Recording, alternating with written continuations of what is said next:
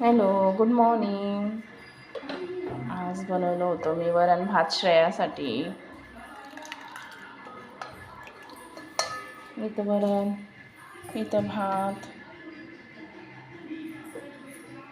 श्रेयू बघा, श्रेया इथं पडले होते माझे भांडे घासायचे. आता भांडे घासून घेते.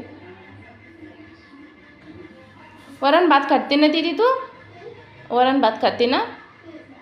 ठीक आहे. तो भांडे घासून घेते.